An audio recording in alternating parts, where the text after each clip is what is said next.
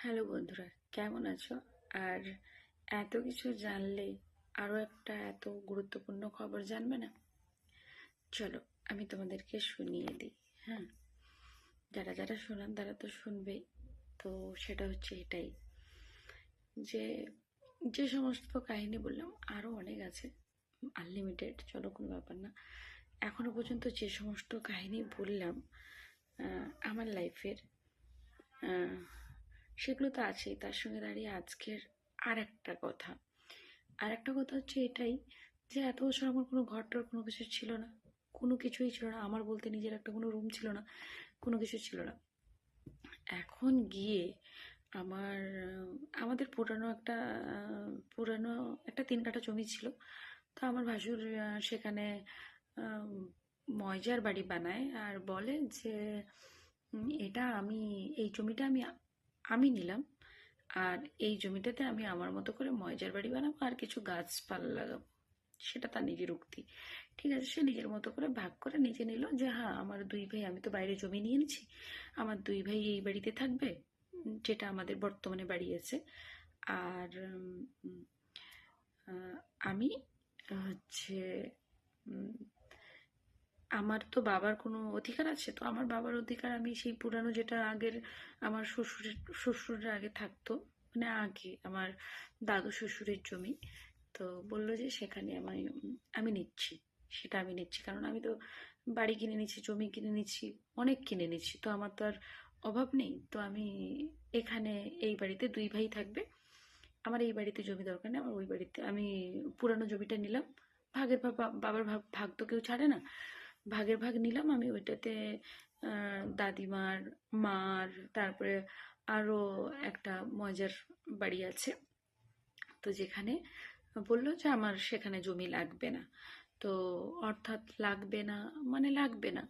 তো এখন গিয়ে উম, আমার বড় জার উক্তি, উম, যে যে যেটা তাদের মানে তার রুম যেটা ছিল, সে আগে থাকতো, আমার তো শুরু থেকে কোনোদিন রুম ছিল না, তার যেটা রুম ছিল সেই রুমটাতে, সেই জায়গাটায় সে আরো একটা বাড়ি বানাবে। ঠিক আছে, তাহলে এখন তোমরা একটা কথা বলো, বড় ভাই মানে মেজো ভাই আর ছোট ভাই একটা রুমে পার্টিশন, একটা লম্বা রুমে পার্টিশনে থাকে। সেই পার্টিশনে মানে মাঝখানে টিন দিয়ে, হাফ দেওয়াল, মাঝখানে টিন দিয়ে ঘেরা আছে। তো সেখানে বড় ভাই ছোট ভাই, সরি, মেজো ভাই আর ছোট ভাই দুজনে থাকে। তো বড় ভাই যেখানে ঘর করছে, মানে যেখানে তার ঘর ছিল, সে এখন তার উক্তি, তার স্ত্রীর উক্তি, সেও কিন্তু কোনোদিন কিছু বলে না, তার স্ত্রীর উক্তি যে আমি আমি আমার ঘর ছাড়বো না, আমি আমি যেই ঘরে ছিলাম সেই ঘরটা আমি যখন আসবো তখন থাকবো, সেই ঘরটা আমারই। ঠিক আছে, এবার থাকলো কি, এরা দুই ভাই, এরা দুই ভাই, তাহলে আমাকে একটা কথা আমার খুব হাসি লাগে। তো এরা 2 ভাই, আমার কথা না হয় বাদই দিলাম, তো ছোট ভাও, আমি এই সমস্ত কথাগুলো বলতে চাই না, বাধ্যতামূলক এদের নির্লজ্জপন্থী দেখে না আমাকে বাধ্যতামূলক বলতে হয় যে ছোট ভাই, উম, মানে একটাই তো ঘর, খালি টিনের পার্টিশন। তো ছোট ভাই তার বউর সঙ্গে কি করবে না করবে সেটা হচ্ছে মেজো ভাই শুনবে, সেটাই হচ্ছে তাদের চিন্তা ভাবনা। তার জন্যে তাদের উক্তি হচ্ছে তোমরা বড় ঘরটা, মানে বৃষ্টির দিনে আমি রান্না করতে যাব, সেই বড় ঘর, মানে এখান থেকে মানে 100 মিটার দূরে, 100 মিটার কম বললাম, মিটার সম্বন্ধে জ্ঞান নেই আমার, যাই হোক, এতটা দূরে আমি রান্না করতে যাব, আর থাকবো আমি ওই পার্টিশনেই ছোট দেওয়ারের সঙ্গে।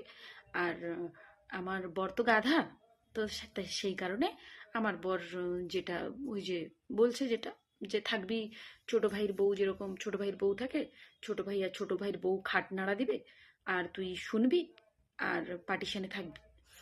আমি বললাম এদের লজ্জা বোধ বলতে কোনো কিছুই নেই। চলো, আমি কিছু বলতে চাইছি না, ঠিক আছে।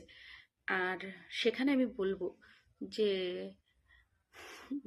কিছু মানুষের আছে না, আহ, নিজেরটাও নেবো, তারটাও নেবো, তারটাও নেবো, কিন্তু এমনভাবে দেখাবো যে আমি কারোর কোনো কিছু নিইনি, সবটাই আমি দিলাম। অথচ হিসাব কেউ কোনোদিন করতে বসেনি। কেননা আমি আমি না একটু ম্যাথে হামেশা ক্লিয়ার, তার জন্য আমার সঙ্গে কেউ কখনো বসে না। তো যখন ওই মার কাছ থেকে শুরু করে মার এভরিথিং, মার যতগুলো বই ছিল, কোনখান থেকে কত টাকা উঠছে, কি ব্যাপার, হ্যান ত্যান, সেগুলো নিয়ে কখনো বসে না। গাধা এরা, এরা তো বসে না। তো সেই ক্ষেত্রে আমারও কোনো প্রয়োজন নেই। কেননা যেহেতু বোনের বিয়েতে দেয়নি, আহ, ভাইয়ের বিয়ে তো কেউ দিয়ে বিয়ে করেনি, তোমাদের শখ জাগছিল ধুমধাম করে বউ আনবো, ঠিক আছে, বউ নিয়ে সুখে খাবো, সেই দিন তো তোমাদের হলো না। তো সেই দিন সেই জিনিসটাও তোমরা ভালো করে মেনটেন করতে পারলে না। ঠিক আছে, সেই দিনটায় তুমি কার সঙ্গে মেনটেন করবে আমি সেটা জানি না, সেটাও করতে পারলে না। তো এখন গিয়ে এত লোকের কাছে এত কিছু মানে কীর্তি, মানে কাহানি করার পরে এখন গিয়ে আবার পীড়িত জমিয়েছো। তো ভগবান করুক তোমাদের সেই পীড়িত লম্বা চলুক। ঠিক আছে, তার থেকে বেশি আর আমার কিছু বলার নেই। তবে যেটা যেটা করতে আসো সেটা কিন্তু ঠিক না। ঠিক আছে, এটাও জানতে হবে, আমি যদি নাও থাকি, তোমার বাড়িতে একটা গাধা আছে, ঠিক আছে, সেই গাধাটারও মানে বউ বাচ্চা নিয়ে থাকার একটা ঘর দরকার। সে নিশ্চয়ই ছোট ভাইয়ের বউয়ের খাট নড়ানড়ি শুনতে যাবে না।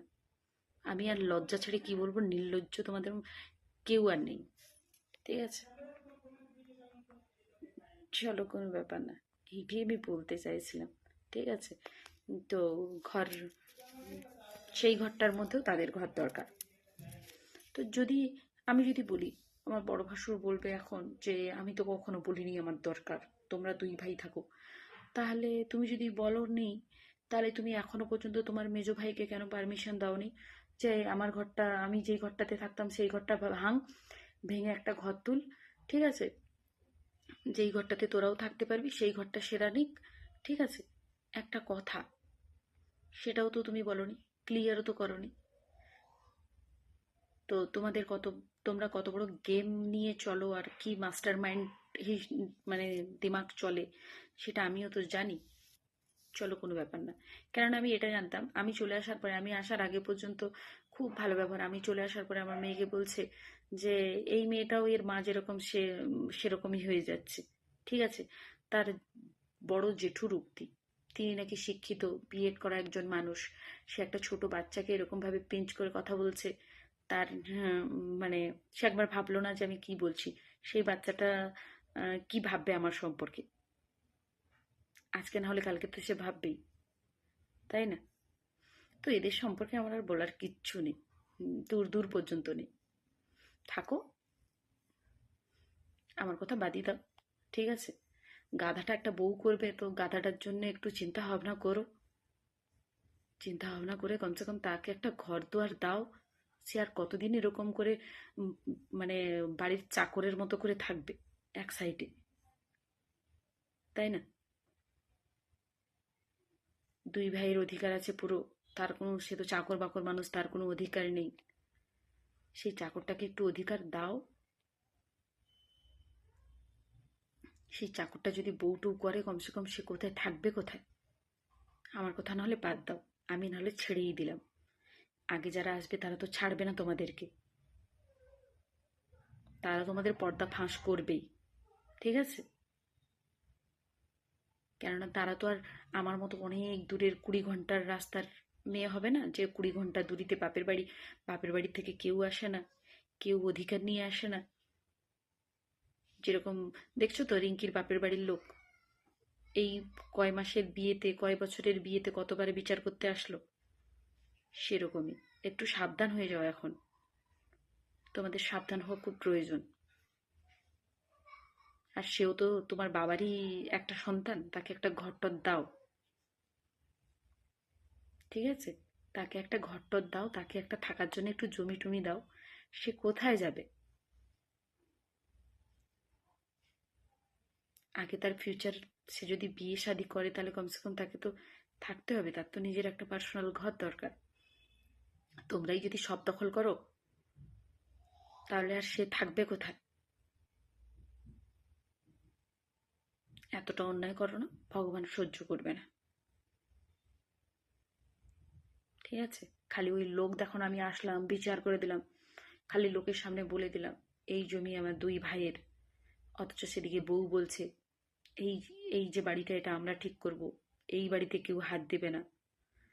আগে স্বামী স্ত্রীর মধ্যে ডিসাইড করে নাও দুজনে যে কি করবে। ঠিক আছে? আর সে আর কতদিন মুখ মুড়ে পড়ে থাকবে? ঠিক আছে? এক সাইডে ছোট ভাইয়ের বউ আর ছোট ভাই থাকে, আর না হলে থাকে একটা ডিউটি দাও, খাটের পায়া ধরার। আমার কাছে আর কিছু বলার নেই।